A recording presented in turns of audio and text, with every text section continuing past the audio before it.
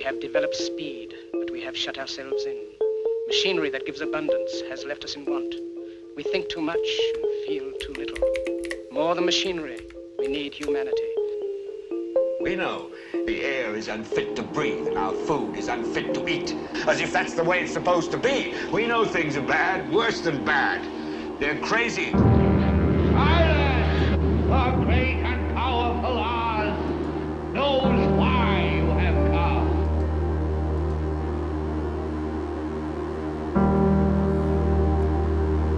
You've got to say, I'm a human being. God damn it. My life has value. You have meddled with the primal forces of nature. Don't give yourselves to brutes, men who despise you, enslave you, who regiment your lives, tell you what to do, what to think, or what to feel, who drill you, diet you, treat you like cattle, use you as cannon fodder. Don't give yourselves to these unnatural men with machine minds and machine hearts.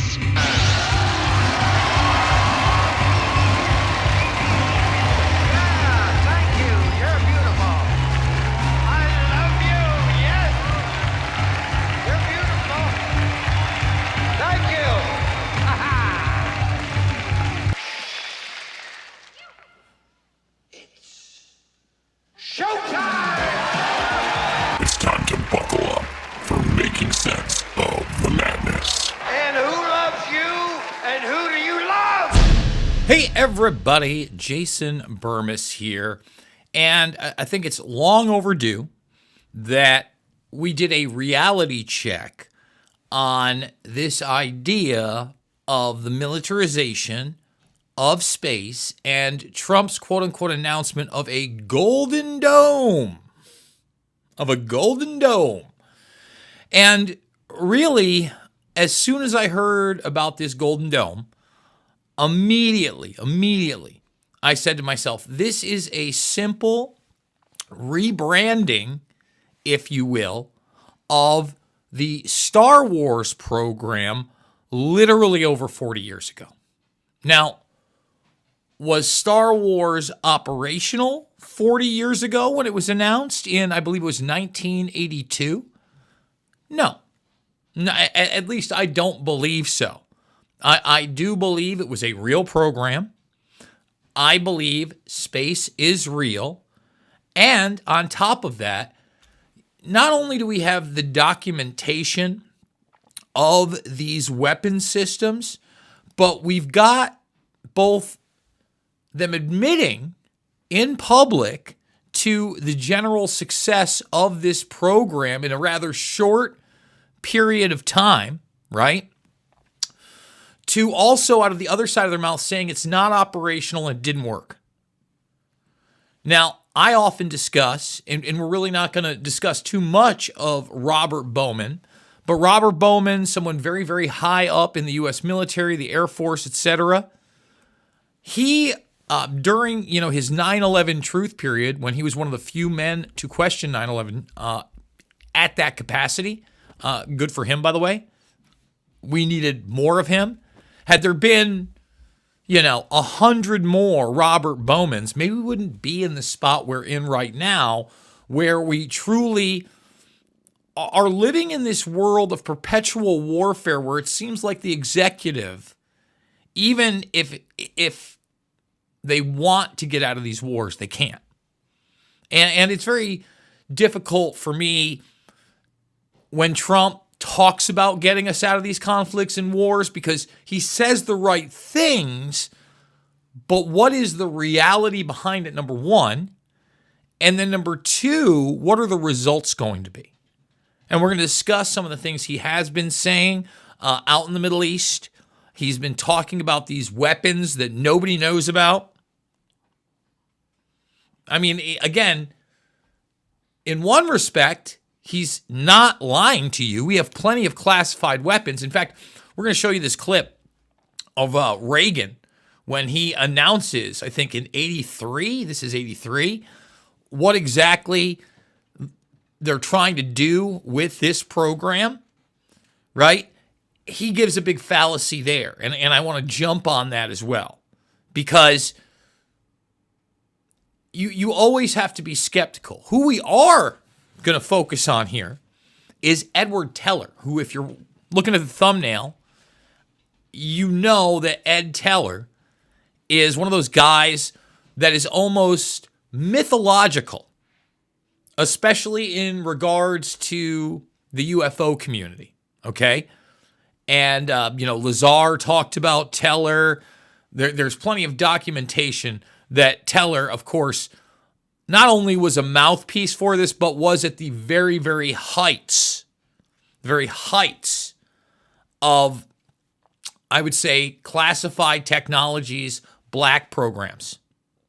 I mean, Teller to me seems like one of those scientific elites that is an overseer. And of course, he is also the quote-unquote godfather of the H-bomb.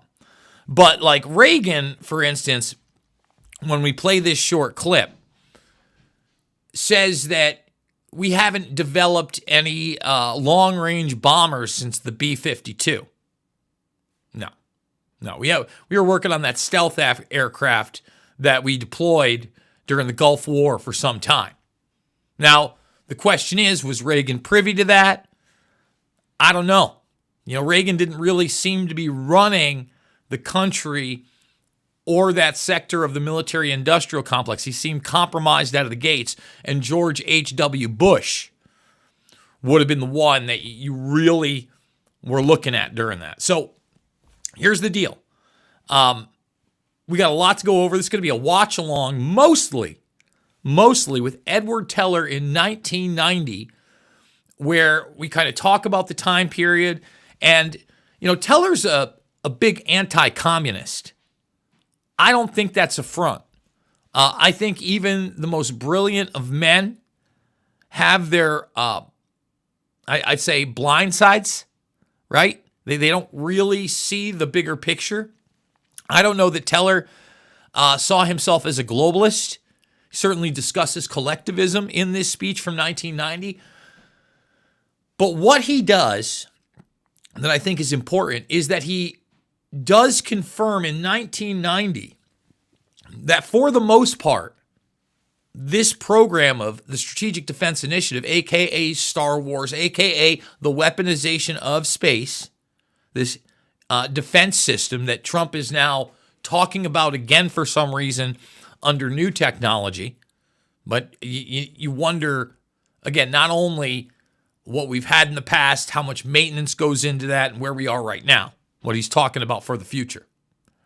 Okay, so there's just so much to go over here. So much to go over. Thumbs it up, subscribe, share. Just had to do a complete reformat of the system. That's why we went blind for about 48 hours. Took me a while. Man, I hate when I have to uninstall everything, then I reinstall everything, and there's always settings. Like hopefully everything's on sync. I had to get the web settings, so we're streaming in all 4 spots. Even Photoshop with this new update was super frustrating to get it to look and feel the way I wanted it. All you tech heads out there, I'm sure you feel my pain. And by the way, I'm not a Luddite. That's the thing. I understand we got to have defense systems. I just don't like being treated like a child and lied to. And I also don't like the fact that so much of these black programs, we really don't know where the money goes and whether or not that's actually being utilized. You talk about fraud and abuse. You can only imagine what's going on there. So thumbs it up, subscribe, share. You want to support the broadcast, the links are down below. Buy me a coffee, $5, $10, $15. It means the world to me. Big donors. Could not do it without you. Give me a follow on X. I do post there more than I would say that I stream. We got to change that. We're right about the spot we were 2 weeks ago before I said, hey, give me a follow. And then we lost 50 followers. We could get to 47.1, huh? We're kicking and screaming for everyone. Okay, let's get into it. Like I said, we're going to do it Edward Teller style. This is 1957, cover of Time magazine. Looks a lot different in the footage that we're going to show you. But again, Teller is a very intelligent guy. And, to me, I think he's intricate in all this. putting that out there. All right, let's go. What do we got here? Trump's Golden Dome. Okay, new era of weapons in space. Look, when Reagan talks, and you're going to see it in a moment, he's talking about ICBMs, but we already have certain types of laser and electromagnetic technology. Now, what exactly they utilize with the Strategic Defense Initiative, we know directed energy weapons exist, rods of God, offensive weapons that are non-nuclear that are launched from space that aren't even necessarily a warhead, just a literal rod that becomes so kinetic it does a multitude of damage. Okay? So Trump recently just, talked about, these secret weapons people can't imagine. And when he was out in the UAE and talking to military personnel, I noticed the media didn't pick up on it. That's why we didn't really get a headline from there. But I watched some of those speeches. Although he's very friendly with the Middle East, he talked about the military again and again and again. And he's like, well, we don't want to use it, but, it's the greatest military in the world.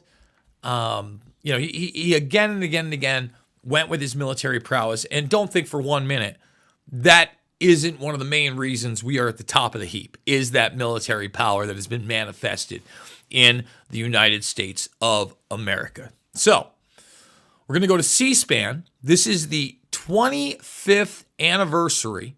I think this is in May of 2008, somewhere in there. 25th anniversary of the SDI.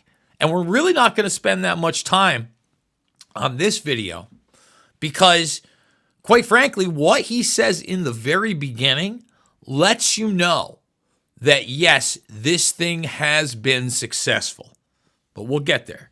So let's check it out right here, C-SPAN style. To have a discussion on the 25th anniversary of the Strategic Defense Initiative with Lieutenant General Henry Obering. But first, we want to show you a clip from President Reagan's speech introducing the concept of Star Wars. This is a speech he gave back in 1983. The United States introduced its last new intercontinental ballistic missile, the Minuteman III, in 1969. And we're now dismantling our even older Titan missiles. But what has the Soviet Union done in these intervening years? Well, since 1969, the Soviet Union has built 5 new classes of ICBMs and upgraded these 8 times. As a result, their missiles are much more powerful and accurate than they were several years ago, and they continue to develop more, while ours are increasingly obsolete. The same thing has happened in other areas. Over the same period, the Soviet Union built 4 new classes of submarine-launched ballistic missiles and over 60 new missile submarines.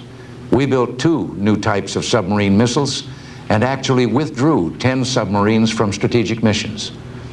The Soviet Union built over 200 new backfire bombers, and their brand new Blackjack bomber is now under development. We haven't built a new long-range bomber since our B-52s were deployed about a quarter of a century ago. And we've already retired several hundred of those because of old age. Indeed, despite what many people think, our strategic forces only cost about 15% of the defense budget. Let's just stop it right there for a second. Again, he just said that we don't have a long-range bomber and haven't developed one since the B-52. That's bull snap. Okay? Now, again, there's levels of classification, but that lets you know that everything here is tongue-in-cheek. But when we are talking about technology and warfare, what do we really see most of the time? We see that they are, in fact, more advanced, and they are holding back. And again, that's what Trump just alluded to.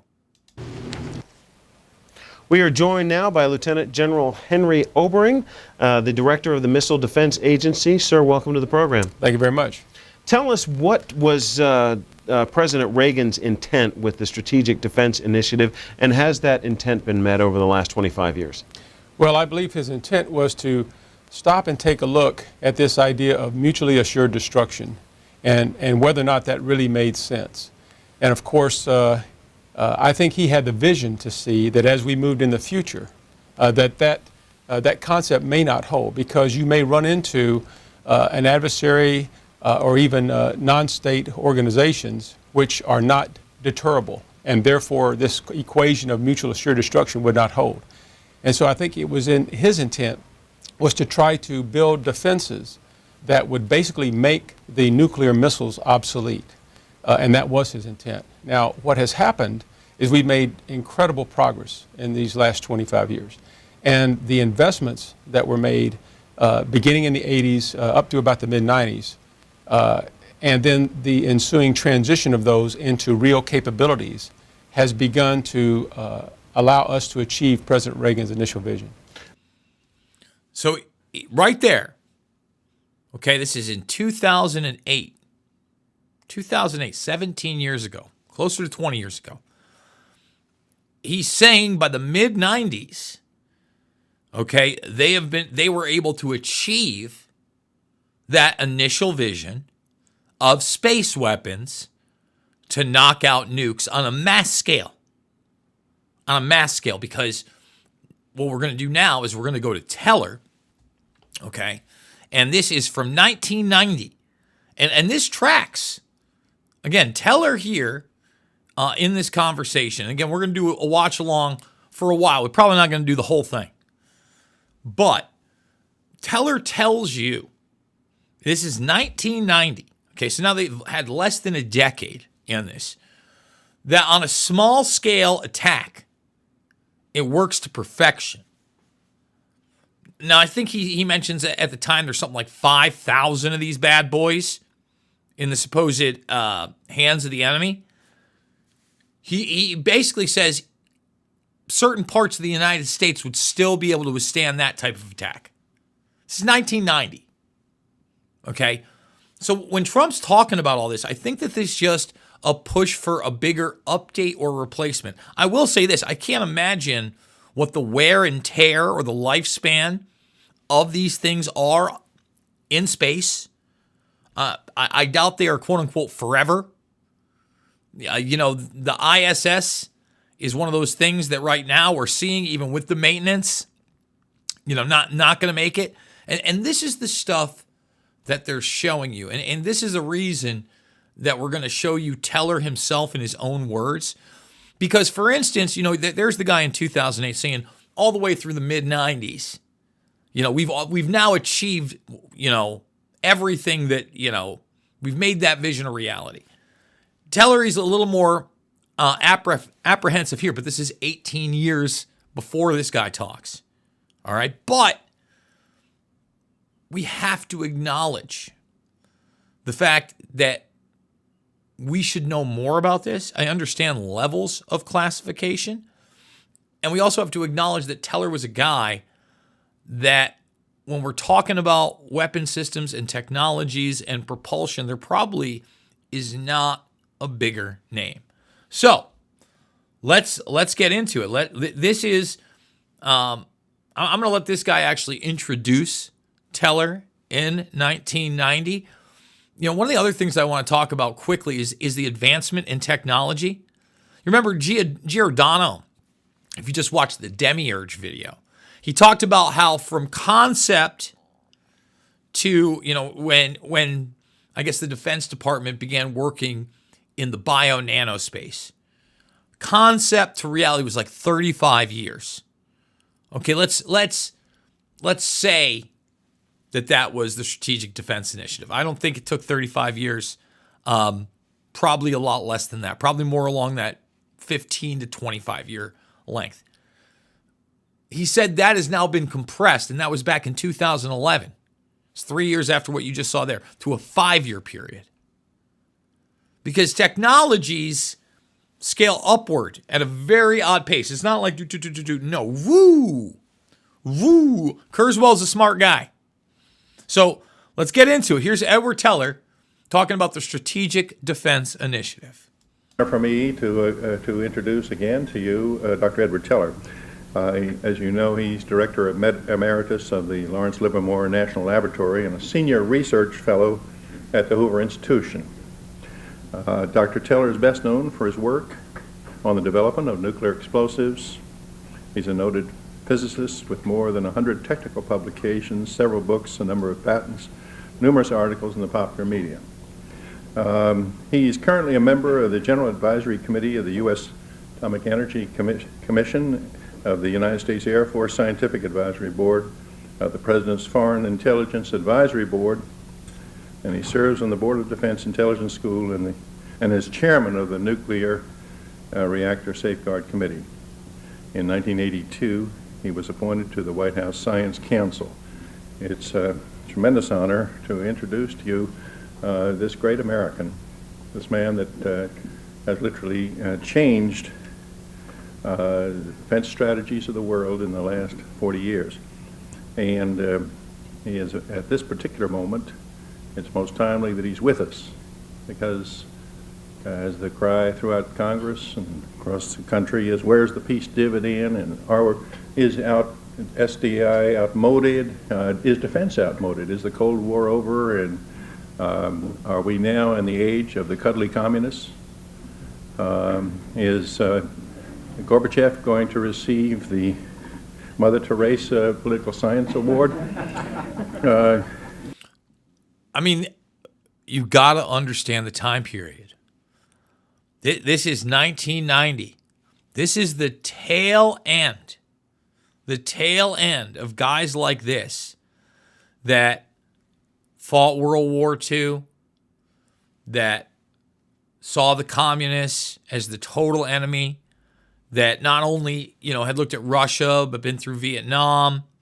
I mean, they went through hardcore anti-Russia stuff. So they're not clued in that Gorbachev is there to push globalism. And he really did. Like, that's what he was. That Putin just, I'm not here to get into all Russian politics, but Putin, as a guy that was there during the Cold War and saw what happened via Reagan and Gorbachev up close, you can actually see him in one of those pictures, like disguised as a journalist. He's Secret Service or KGB at the time. And Gorbachev did a lot to destabilize, quote unquote, Mother Russia. And whether you think that's a good thing or a bad thing, I'm against collectivism. Who knows how it would have moved? They tried to bring in Yeltsin. He was a joke. And really that Putin movement is kind of born out of this. And now Russia has become the enemy again, all these years later. But that really didn't happen again until the Trump era. Let's continue. Shall we now look to other options in this country? I think there could be no more appropriate speaker today on this issue than Dr. Edward Teller. Dr. Teller?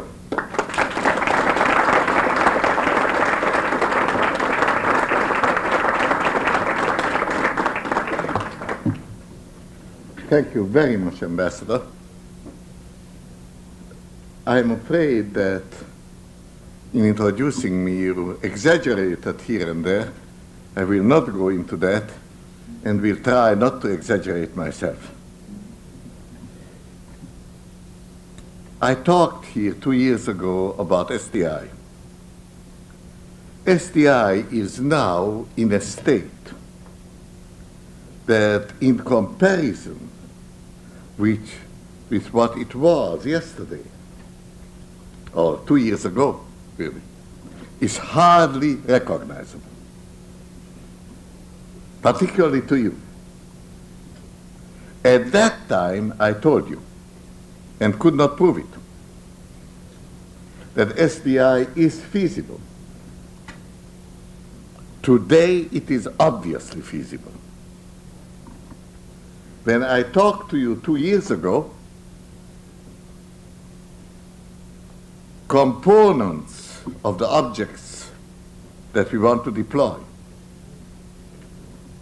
a component may have weighed 3 pounds. That same component now weighs less than 1 pound. What's even more important, every ounce counts when you have to go into space. Furthermore, what happened in weight happened even more in cost. And finally, at that time it was secret and I couldn't talk about it. Today I can tell you. That I think is the most important difference. What I am telling you, that an object, we call it brilliant pebble, weighing about 100 pounds, can be put into space for approximately $1 million, plus minus 50%, but not plus 1,000%. $1 million it is. So let me just stop there really quickly.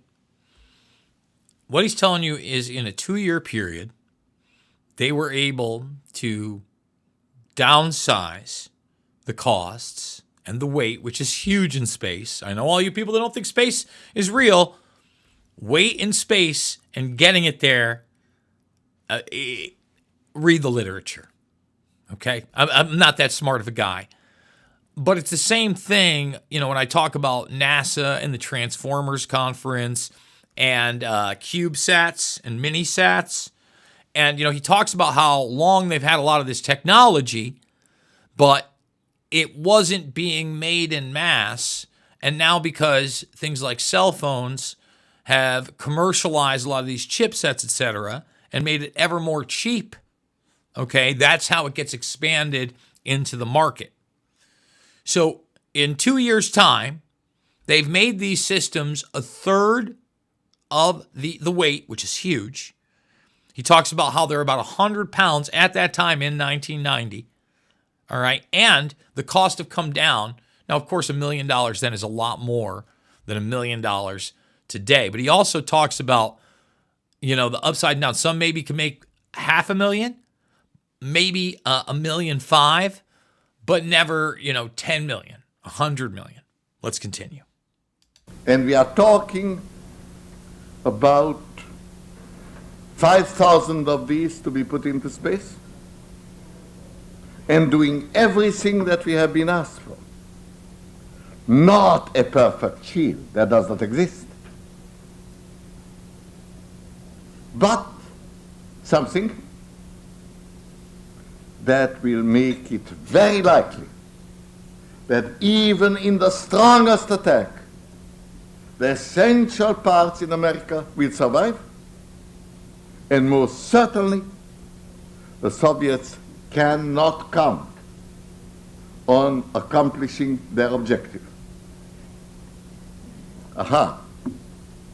But in the meantime, the Soviets have no longer any objectives. The Cold War is over. So why do we do it? For two reasons. The Cold War may come again. Let me tell you, I don't think it will. Gorbachev, in my opinion, is the most clever leader the Soviets ever had. And he has a lot of power.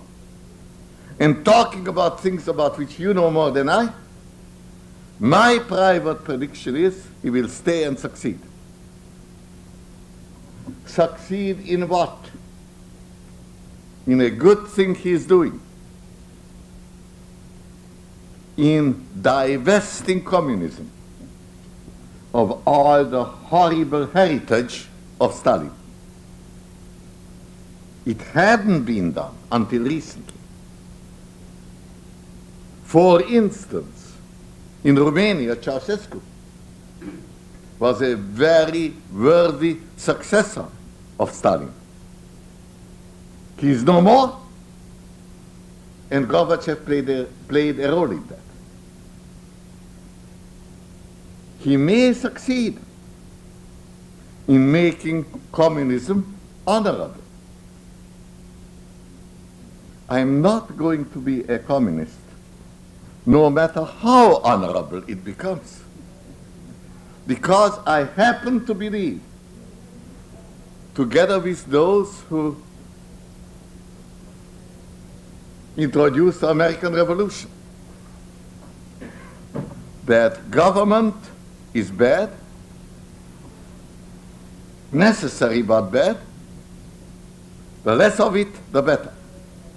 Perhaps I shouldn't say that in Washington, but I'm saying it. So let me just say that.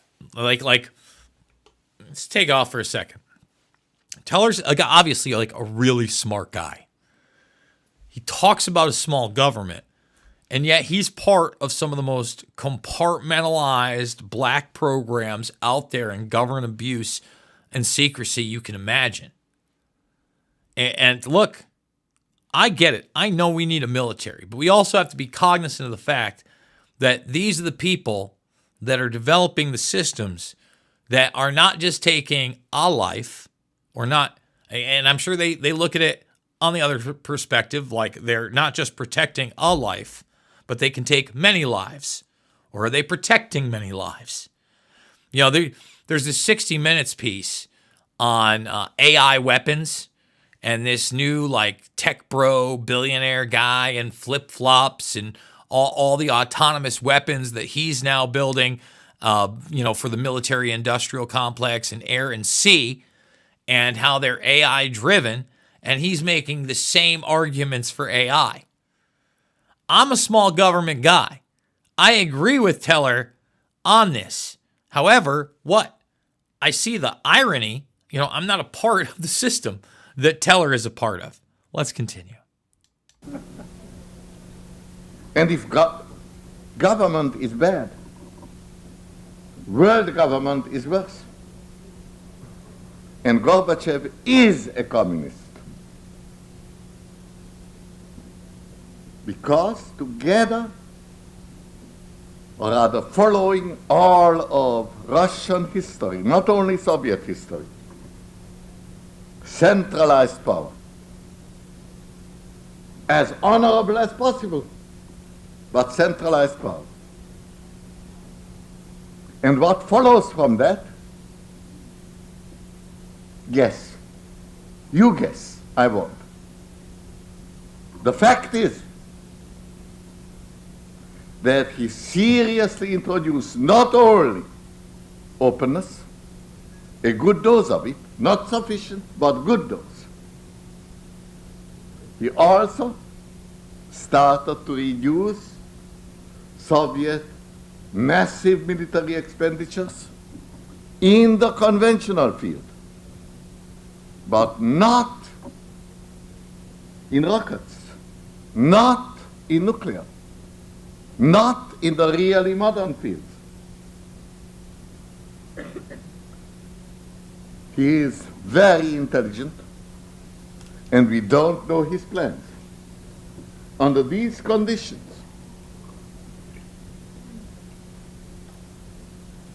I needed a little coolant, thank you.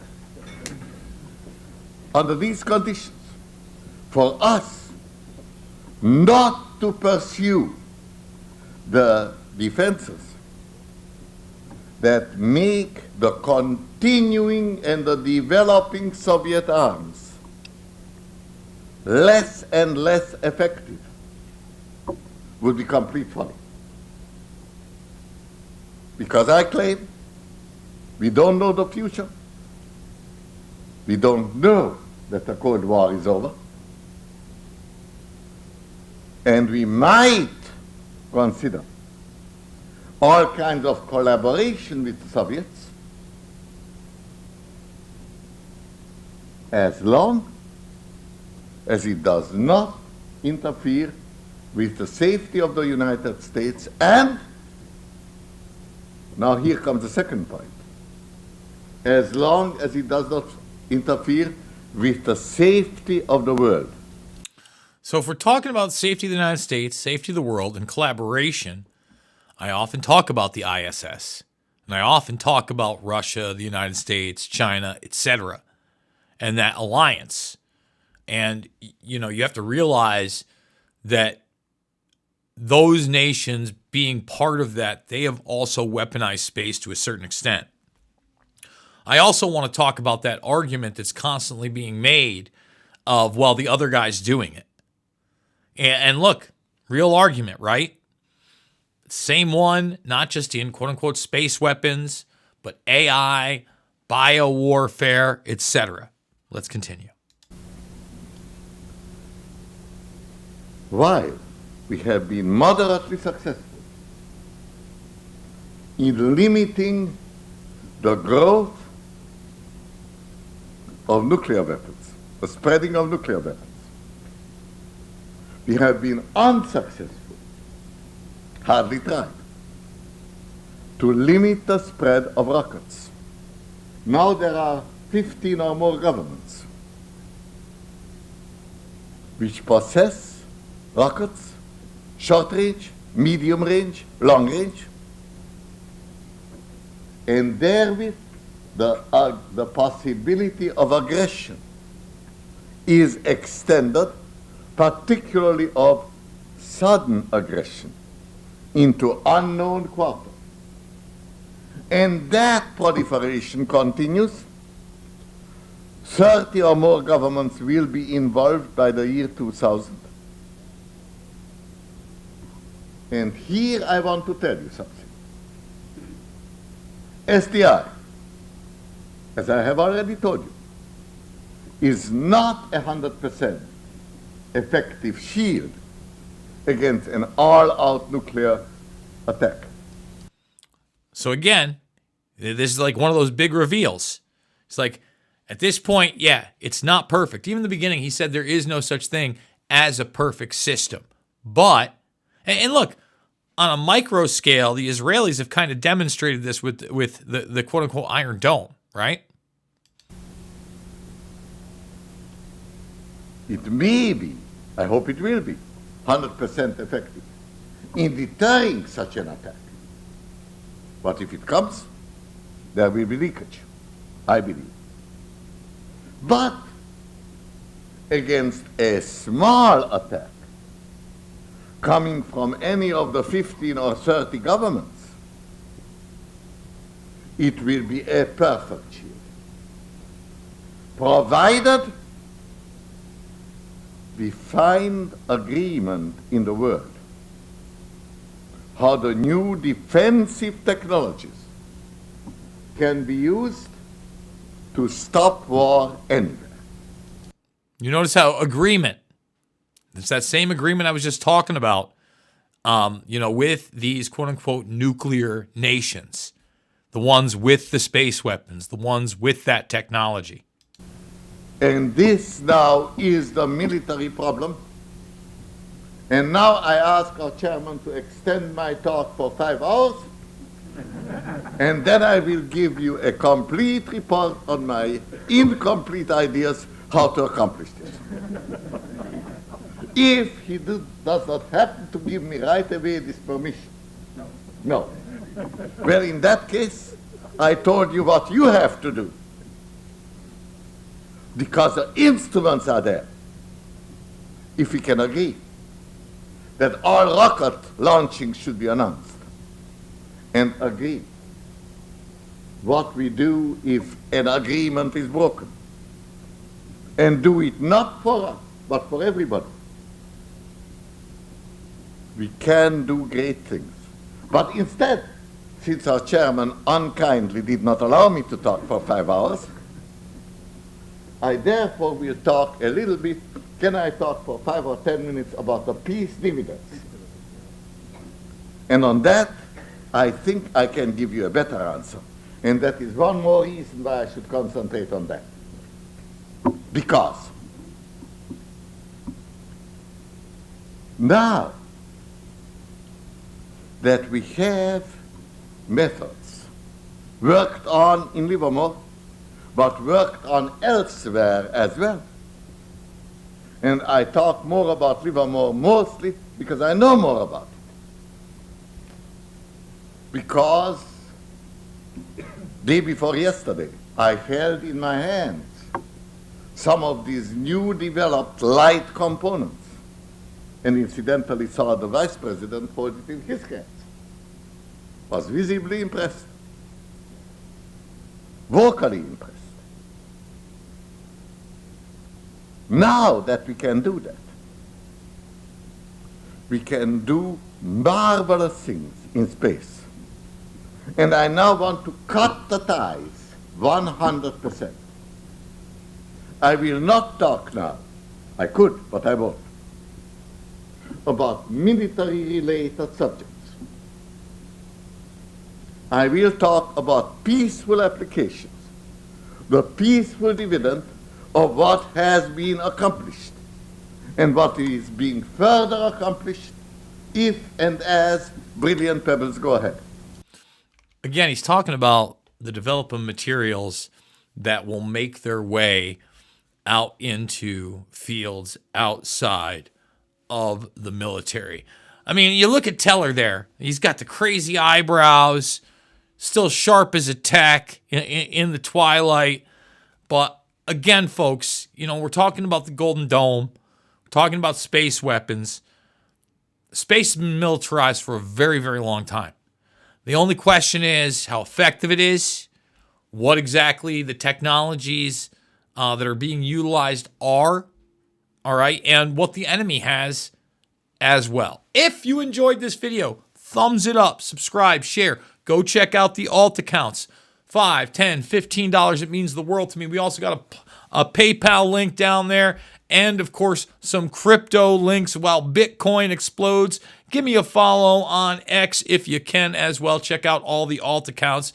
And as always, folks, it is not about left or right. It is always about right and wrong. Absolutely love y'all, and we'll see you on the flip side.